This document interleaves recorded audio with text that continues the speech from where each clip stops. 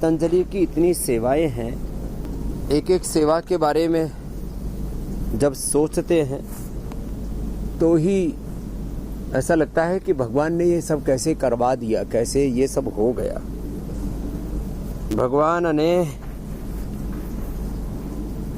पूज्य आचार्य श्री जी को हमको निमित्त बना करके, पतंजलि के को निमित्त बना करके यह योग का कार्य, योग की सेवा, आयुर्वेद की सेवा, स्वदेशी की सेवा, सनातन धर्म की सेवा, गोमाता की सेवा, भारत माता की, मानवता की सेवा, छोटे छोटे बच्चों की सेवा, शिक्षा संस्कार से उनका चरित्र निर्माण और उस चरित्र निर्माण से परिवार निर्माण, समाज निर्माण, राष्ट्र निर्माण, युग निर्माण का ये अभियान, ये आंदोलन, जिसको मैं बार बार कहता रहता हूँ, ये शिक्षा की गुलामी जो देश में चल रही थी, पतंजलि गुरुकुलम, आचार्य कुलम, पतंजलि विश्वविद्यालय, भारतीय शिक्षा बोर्ड के माध्यम से अब ये एक एक प्रकल्प इतना गहरा है और इसमें हर वर्ष सैकड़ों करोड़ रुपए खर्च हो रहे हैं। इसलिए मैंने कई बार आपसे कहा कि आपने जो हमारा साथ दिया योग में, जो आपने साथ दिया आयुर्वेद में,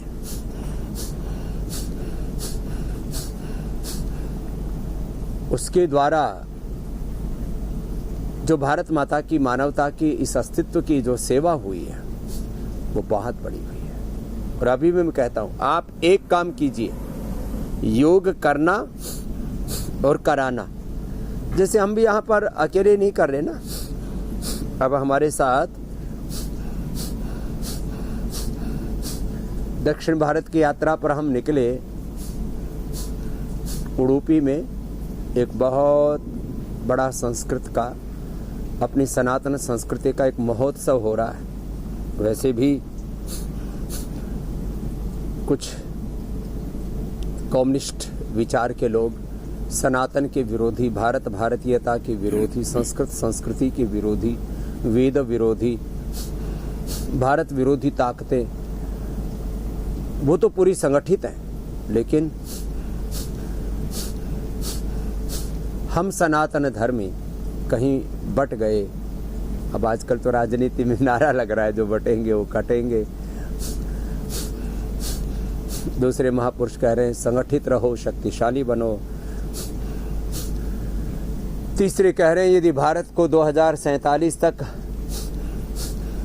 हमको विश्व की महाशक्ति बनाना है, भारत को परम वैभवशाली जगत गुरु, विश्व गुरु बनाना है, आर्थिक दृष्टि से, आध्यात्मिक दृष्टि से, राजनीतिक दृष्टि से, सामरिक दृष्टि से भारत विश्व का सिरमौर बने। लेकिन ये भारत की जो शक्ति है, ये राजसिक तामसिक शक्ति नहीं है। ये वैसी डोमिनेटिंग पावर नहीं है कि हम दूसरों को सता करके, दूसरों को दबा करके, दूसरों को गिरा करके, दूसरों को अपने अधीन करके, पराधीन गुलाम बना करके और फिर हम शक्तिशाली बनना चाहते हैं। नहीं, हम तो प्रकृति और परमेश्वर ने जो सबको एक मूल स्वाधीनता दी हुई है, उस मूल स्वाधीनता के साथ, सबको समरसता के साथ, एकत्व, सह अस्तित्व, बंधुत्व के साथ, वननेस, कोएग्जिस्टेंस, हार्मनी, हैप्पीनेस के साथ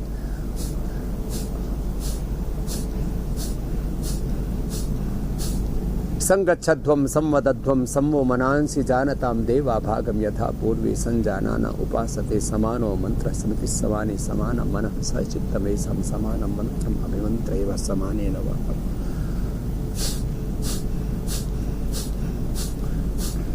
समानेन वो हविषा जुहोमि समानि वः आकुति समाना हृदयानि वः समानमस्तु वो मन यथा वसु सहासति। हम तो साथ साथ चरे वेती चलने के, साथ साथ आगे बढ़ने के, न कोई आगे की बात है न पीछे की बात है, हम साथ साथ आगे बढ़े। संगच्छत हो, कितनी ऊंची कल्पना है। एक बार एपीजे अब्दुल कलाम साहब चल रहे थे तो उनकी कुछ पीछे लोग चलने लगे। बोले भाई पीछे क्यों चल रहे हो?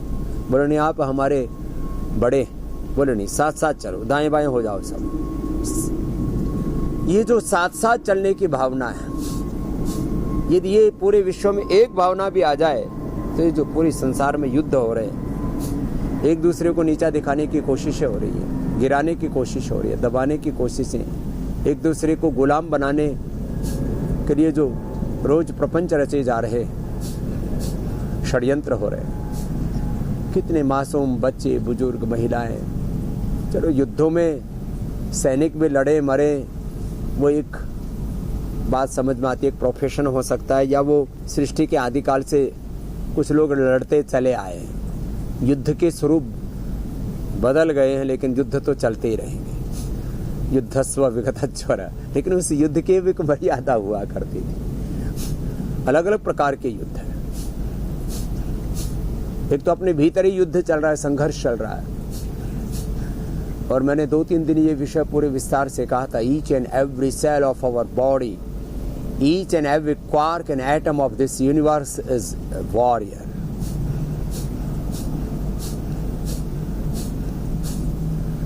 शरीर की प्रत्येक कोशिका, एक एक cell, tissue, organ, genes, chromosomes, RNA, DNA, protein phosphorylation तक, वो सब एक योद्धा की तरह, एक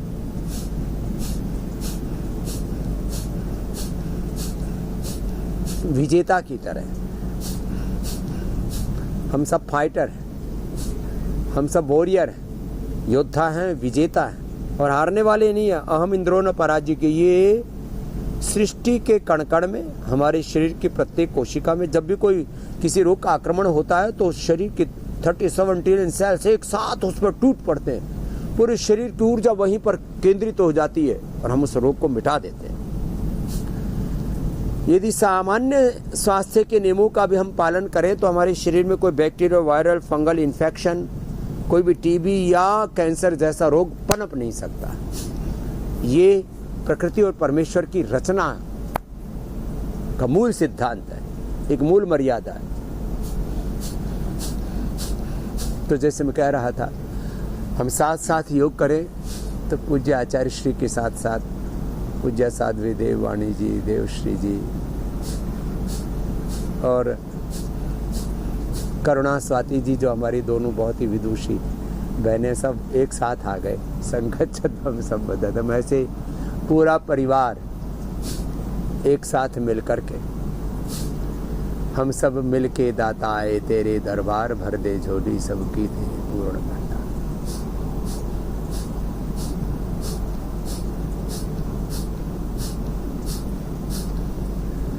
चाहे दिन हो विपरीत होवे, तुमसे ही प्रीत सच्ची, श्रद्धा से गावे तेरी भक्ति के गीत, होवे सबका प्रभु जी तेरे चरणों में प्यार, भर दे झोली सबकी तेरे पूर्ण भंडार। तो प्रभु के भंडार तो भरे हुए, हम भगवान के आशीषों से स्वयं को आशीषित करें। जो चारों ओर से शन्नो देवी वहिष्ठाय आपो भवन्तु पीतः संयम अभिस्रवन्तु। प्रभु आनंद घन बन और रस रहे हैं, उसके आनंद से हम अपने आप को अभिषिक्त करें, अनुग्रहित करें, उपकृत करें, आप्लावित करें, उसको आत्मसात करें। भगवान की भगवत्ता को हम ग्रहण तो करें, हमारी रिसेप्टर्स स्ट्रॉन्ग होनी चाहिए, हमारी ग्राह्यता सशक्त होनी चाहिए। पूज्य आचार्य श्री ने एक ऐसी मशीन बनाई, जैसे मनुष्य के भीतर जो कुपोषण चल रहा है ना, किसी को विटामिन डी, किसी को B12, किसी को कैल्शियम, किसी को आयरन, किसी को ओमेगा, किसी को कोलेजन की, किसी को प्रोटीन की और छोटे छोटे मिनरल्स, विटामिन की, न्यूट्रिशंस की कमी है, किसी को ए की, किसी को ई की, किसी को के की। अब ये तो फिजिकल डेफिशिएंसीज हैं, फिर मेंटल इमोशनल डेफिशिएंसीज हैं, और इसकी भी सूक्ष्म डेफिशिएंसीज हैं, मॉलिक्यूल्स ऑफ इमोशंस। पूज्य आचार्य श्री एक पूरे साइंटिस्ट ने पूरे जिंदगी इस पर लगा दी। वो डिप्रेशन की शिकार हो गई थी, फिर उससे अपने आप को उभारा उसने। तो उसने कहा ये सारी जो डेफिशिएंसीज हैं, इसमें भी है जो सबसे ज्यादा खतरनाक है, deficiency of emotions of molecules, उसकी डेफिशिएंसी। सूक्ष्म संवेदनाओं का भी कुपोषण व्यक्ति के जीवन को पूरी तरह से विघटन की ओर लेके जाता है। ये बड़ा खतरनाक है। पूज्य आचार्य ने कहा कि मिट्टी के अंदर भी जो पोषक तत्वों की कमी हो जाती है तो फिर वो हमारे अन्न, शाक, सब्जियों, फलों में, घी, दूध आदि जो हम खाते हैं उसमें उसके सूक्ष्म अंश आते हैं। कुछ तो आप मशीनों से मापन कर सकते हैं और कुछ उनके संस्कार आते हैं। अब जैसे आप एक तो घी जो यूरिया, डीएपी और फर्टिलाइजर्स, पेस्टिसाइड्स खा करके जो गाय भैंस दे रही है वो जो दूध दे रही है, अब दूध के जो 2-4 पैरामीटर बना रखे हैं उनमें वो दूध खरा उतर आता है, इतना फैट कंटेंट है, इसमें इतना प्रोटीन है, इतने थोड़े थोड़े मिनरल्स हैं, उनके 5-7 की चलो टेस्टिंग हो गई। एक पदार्थ में 100 से लेकर के कम से कम 1000 पूज्य आचार्य श्री ने एक मशीन मंगवा रखी वहां पतंजलि रिसर्च फाउंडेशन में। कोई भी एक जड़ी बूटी घास का एक पत्ता भी डालो, इस घास के एक ऐसे इतने से घास के इसके अंदर या एक फूल के अंदर, एक छोटा सा ये फूल है, इसके अंदर कितने मेडिसिनल कंपाउंड हैं, 100 से लेकर के 500,000 तक मेडिसिनल कंपाउंड आधा 1 घंटे में पता लग जाते हैं। तो पूज्य आचार्य श्री ने वो मशीन बनाई और उसके अंदर ये भी पता लग जाता है कहाँ किस धरती पर कौन से पोषक तत्वों की कमी के साथ साथ उसमें फिर कौन सा खाद देना है। सबसे अच्छा तो ऑर्गेनिक है, फिर मिश्रित खाद, और जहाँ बहुत ज़्यादा ज़रूरत हो कुछ और या आदत लोगों की खराब पड़ी हुई है तो यदि आपको केमिकल वाला खाद भी देना है तो कितनी मात्रा में देना है। हम लोग जैसे ओवर ईटिंग और फिर अतिपोषण या कुपोषण, बहुत ज़्यादा खाना खाते हैं या बिल्कुल ही नहीं खाते हैं, हंगर एंड मेल्ट्रिशन के शिकार हो जाते हैं और ओवर ईटिंग करते हैं, ऐसी धरती माता की भी हालत हमने कर रखी। वो मशीन तो एक बार तो जब पूज्य आचार्य ने उसका भी विमोचन किया था पतंजलि विश्वविद्यालय में, और भारत के शीर्ष वैज्ञानिकों ने कहा था कि इससे बढ़िया मशीन अभी तक बनी नहीं है। क्या धरती का डॉक्टर है ना आचार्य जी, धरती का डॉक्टर। मेरा तो मन हुआ कि ये कम से कम हर एक जो है तहसील या मंडल, अलग अलग जगह अलग अलग उनको लोग, ग्राम पंचायत स्तर पर, जहाँ 8-10 गांव के बीच में 10, 20, 25 छोटे बड़े जो गांव होते हैं उनके बीच में एक मशीन जरूर होनी चाहिए। अब ये कार्य इसमें सरकार को पहल करनी चाहिए, किसी कॉर्पोरेट हाउस को पहल करनी चाहिए, कुछ इसके अंदर कॉर्पोरेट फंडिंग भी होनी चाहिए, CSR का फंड लग जाए, चाहे लोग मिलजुल करके कर लें। अब एक एक काम को एग्जीक्यूट करना बड़ा चुनौतीपूर्ण होता है। मैं 5-7 बातों की तरफ थोड़ा सा ध्यान दिलाता हूँ। यदि ये मशीन, एक मशीन मात्र लग जाए ना, तो भारत की खाद्यान्न की समस्या, भारत की कुपोषण की समस्या, भारत में अलग अलग प्रकार की जो डेफिशिएंसी है, और इसका लाखों करोड़ रुपए का कारोबार खड़ा हो रखा है। Synthetic vitamin D, B12, calcium, iron, omega protein powder, इसे खा करके लोगों की किडनी, लीवर, आंखें खराब हो रही हैं, लोगों को कैंसर जैसे रोग हो रहे हैं। एक काम से भारत के स्वास्थ्य की, कुपोषण की सारी समस्याओं का समाधान। और यदि ऑर्गेनिक खेती की तरफ वापस देश लौट आए तो कितना सुंदर हो जाए। ये एक बात बताई। ऐसे ही सारा देश योग करने कराने लग जाए, जैसे हम यहाँ योग कर रहे हैं, ऐसे पूरे परिवार में माहौल बनाए, योग करने कराने लग जाए तो कहाँ कोई रोग, ये सारे रोग, दुख, दारिद्र्य, नैराश्य, कुंठाएं, जीवन में अलग अलग प्रकार के ये जो उपद्रव मचे हुए हैं, हिंसा, झूठ, बेईमानी, दुराचार, अनाचार, व्यभिचार, कदाचार, अशुचिता, असंतोष, विलासिता, आत्मयुक्ता, नास्तिकता, दुर्विचार, दुर्भावना, दुर्गुण, दोष, दुर्बलता, समाज में नशा, हिंसा, झूठ, बेईमानी, क्या चल रहा है सब, ये सब खत्म हो जाए। एक योग पूरा देश अपना ले, सुबह एक घंटा, एक आयुर्वेद उसको अपना ले तो भारत को स्वास्थ्य भी मिले और समृद्धि भी मिले। पूरी दुनिया नेचुरल मेडिसिन की ओर लौट रही है। कितना बड़ा अभियान है। जैसे शिक्षा संस्कार हम पतंजलि गुरुकुलम, आचार्य कुलम, पतंजलि विश्वविद्यालय में भारतीय शिक्षा बोर्ड के माध्यम से दे रहे हैं, वैसे पूरी शिक्षा संस्कार देश को मिल जाए तो भारत भूमि फिर से ऋषि भूमि बन जाए। ये जो बार बार हम करते हैं ना, शिक्षा की गुलामी, ये चिकित्सा की गुलामी, ये वैचारिक गुलामी, आर्थिक गुलामी, देश स्वदेशी का प्रयोग करना शुरू कर दे तो लाखों करोड़ रुपए की अर्थव्यवस्था पर अभी भी MNCs का कब्जा है। ईस्ट इंडिया कंपनी को तो हमने भगा दिया। एक दिन एक व्यक्ति भाषण दे रहा था, अवध आहूजा बड़ा जोरदार वक्ता है, अरे बोले ये चलो, ये तो जो भी डाबर थे, नादिर शाह थे, अकबर थे, ये जो आए, ये तो चलो थोड़ी बहुत सेना आदि लेकर के भी आए, जो भूखे नंगे लोग यहाँ पर आए और उन्होंने अजमेर के राजा से पहली बार जो है नमक मिर्ची हल्दी बेचने का लाइसेंस लिया ईस्ट इंडिया वाले कंपनियों वालों ने, और उन्होंने 100 से ज़्यादा वर्षों तक इस देश पर राज कर लिया। कंपनी वाले कैसे राज कर सकते हैं? अब बताओ, जो भूखे नंगे लोग थे उन्होंने देश पर राज कर लिया। बड़ा, तो ये आर्थिक गुलामी से शुरू होती है यात्रा। आर्थिक गुलामी, फिर वैचारिक गुलामी, फिर राजनीतिक गुलामी, सांस्कृतिक गुलामी, धार्मिक गुलामी, और फिर आदमी इतना गिर जाता है कि उसको लगता है नहीं ये तो ठीक है।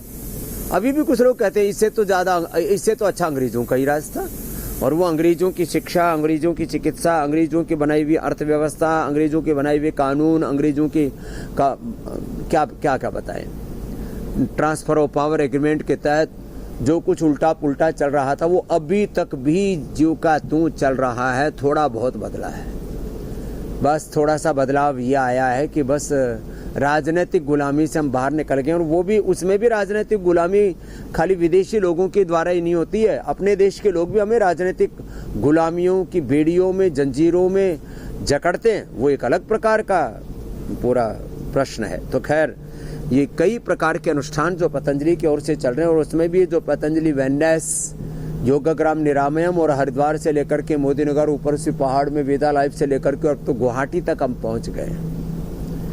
इसके बारे में रोज मैं बताता रहता हूं। बस एक बात ये कह करके कि ये जो कुछ चल रहा है इसमें आप कम से कम 1-2 काम तो करो। योग करो और कराओ। मैं कहता हूँ योग का करना और कराना यही हमारा परम धर्म, वेद धर्म, ऋषि धर्म, सनातन धर्म, इस समय का ये राष्ट्र धर्म, युग धर्म है, ये मानव धर्म है। इसी से ही इस मानवता की बहुत बड़ी सेवा होगी, इस अस्तित्व की।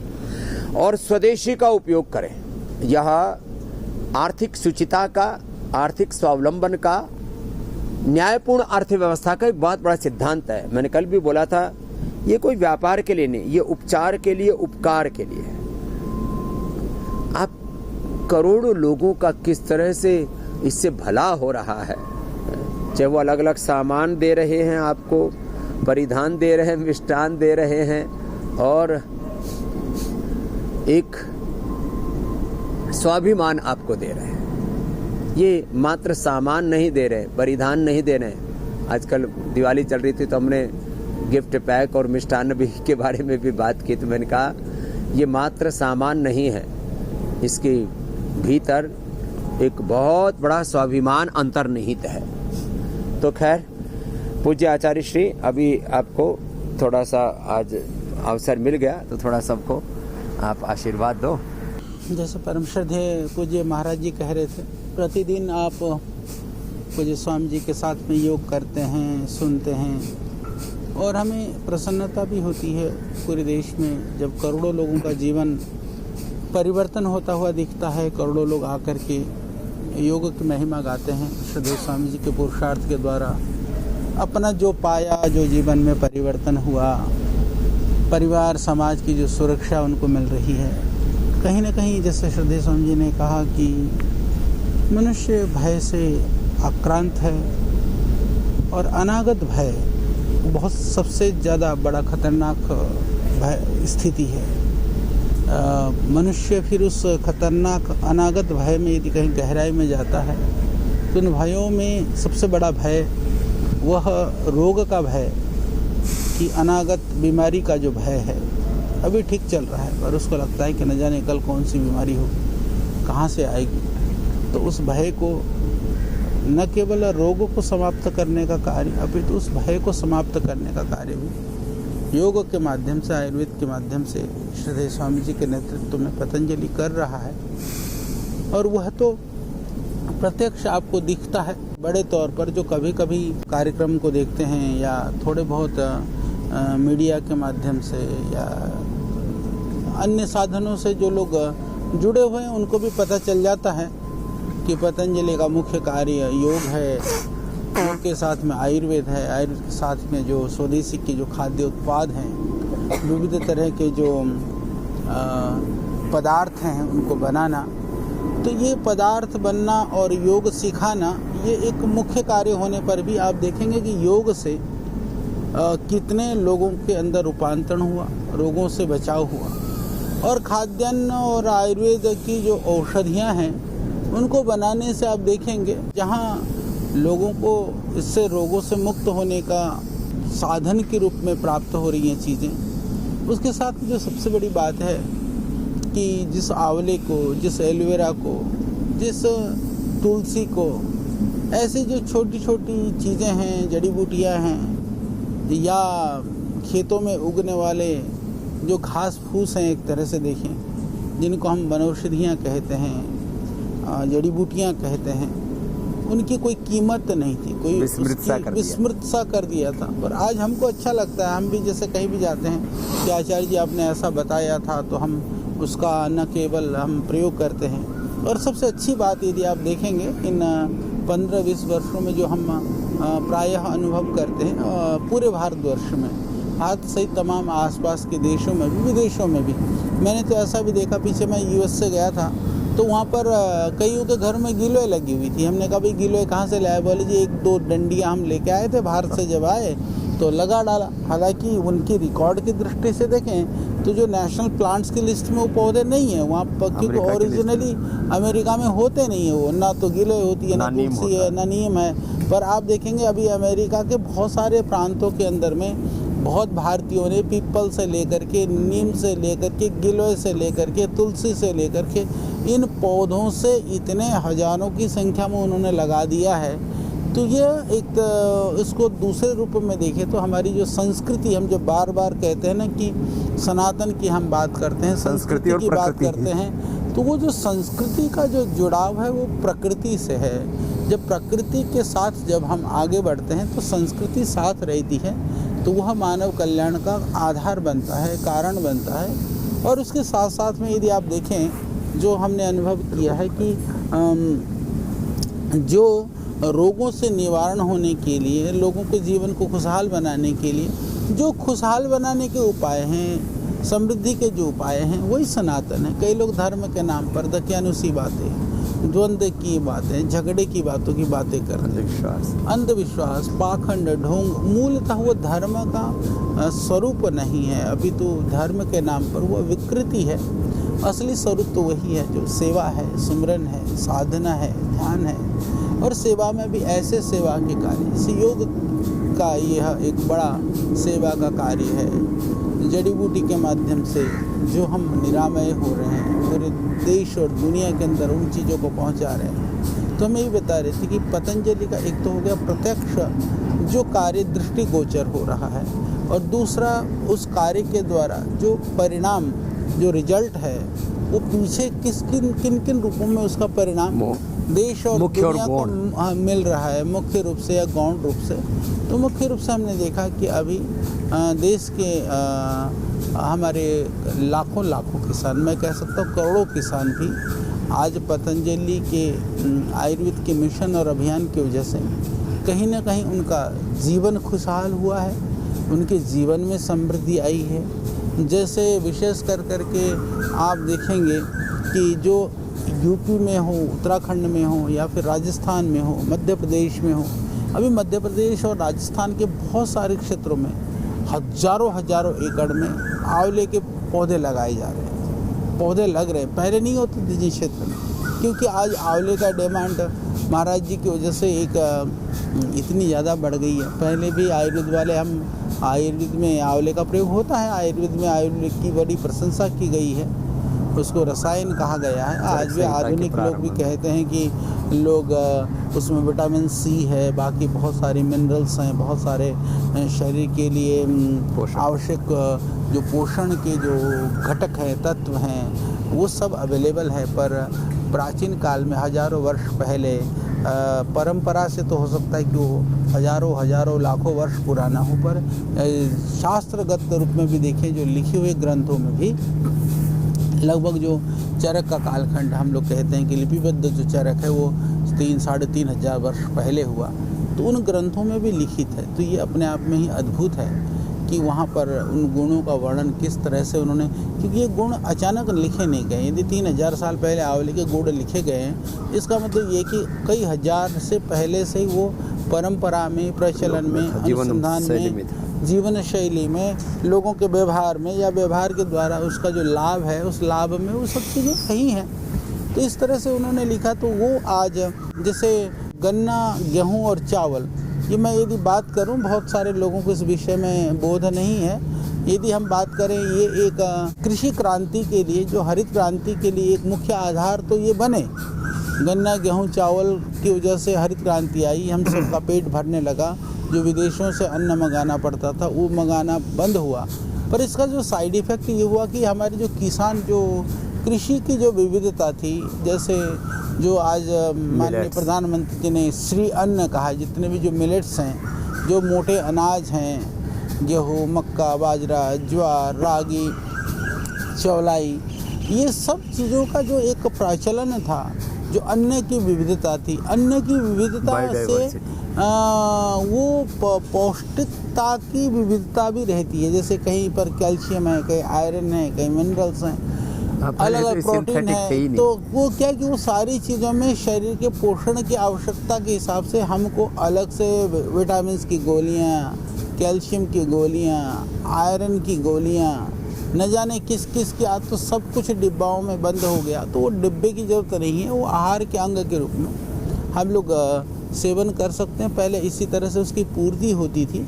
तो खाद्यान्न के जो हरित क्रांति ने जहाँ कहीं भोजन की पूर्ति तो करी, पर उसका साइड इफेक्ट केमिकल के रूप में, फर्टिलाइज़र के रूप में, जो एक खेतों को खतरनाक लेवल पर, जो ये एक पृथ्वी भी क्या है, एक शरीर है। इसको हम थोड़ा सा ऐसा समझ सकते हैं, जैसे हमारा मनुष्य का यह देह है, तो हम सोचते हैं ना कि शरीर को निरोग रखने के लिए हमको क्या क्या चीज़ का सेवन करना चाहिए, कब क्या खाना चाहिए, कैसे रहना चाहिए, किन उपायों को करना चाहिए।